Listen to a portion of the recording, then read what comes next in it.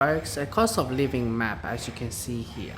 Now where I live is in Australia, and you can see here from my outlook you got South Korea and as well with Japan, Asia the most expensive, and you got Singapore, and then you got the Europe, North America, and let's look at it. So Monaco, this location is just a dot between France and Italy. So the smaller the country, the more expensive it is. Cayman Islands is, I did my Google search, that's like in between Florida to Cuba in the middle. Singapore, another dot country as well. Switzerland, kind of expected. Iceland, I was really surprised with Iceland or Ireland. United States is very high. Luxembourg, Australia is number 10. I don't understand where they get these figures from, because I think they generally overall the entire country. I think that's the way how it is. Australia is number 10. I did not know we were that expensive. New Zealand is like that. I don't know how the hell North Korea. I know this is like some bullshit radar right in front of me. It should be like the Scandinavian, like Finland whatsoever, should be very, very high. Alright. Now I just have to speak on where I'm from and my partner's from. So Taiwan's up there. I'm not gonna go any further than, I think it's 124 if I'm correct. No. Alright, there you go. Based on this map, right? The one has, or I won't say all of them, but those who have come from very, very high cost of living, there's one thing that we do share in common with comparison to China. China worship money. That's their god, religion, wealth, whatever, prosperity. Money countries like this will worship money.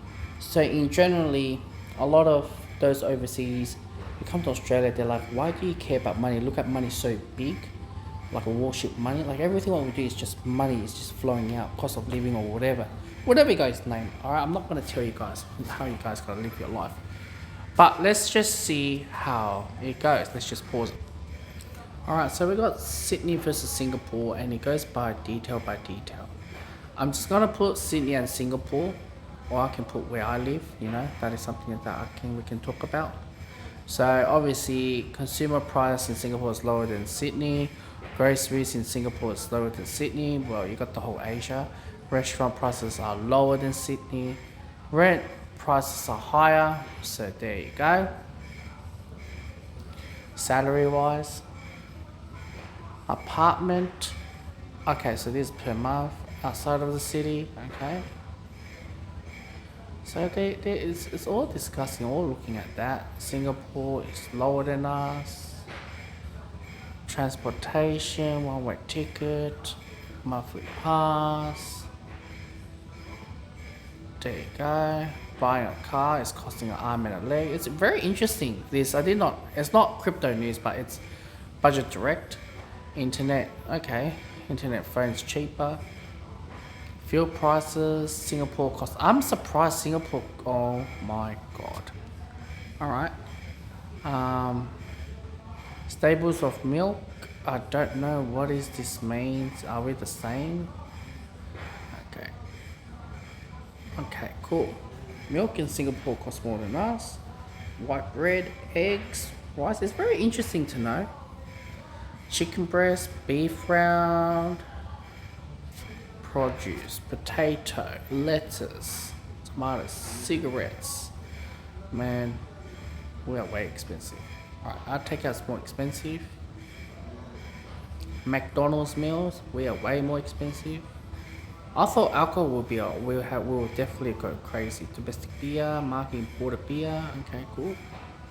Clothing, it's very interesting to go through the whole thing. Summer dress. Obviously, Australia costs more than that. Leisure, well, of course, we are definitely cost more than that. So there you go. That's the overall of what it looks like. And I just let you guys know, we just look at money so big, and we're hearing the Chinese culture, unfortunately. And like I mentioned before, many of the international people who come from international just looking at us like it's such an expensive experience to stay in Australia.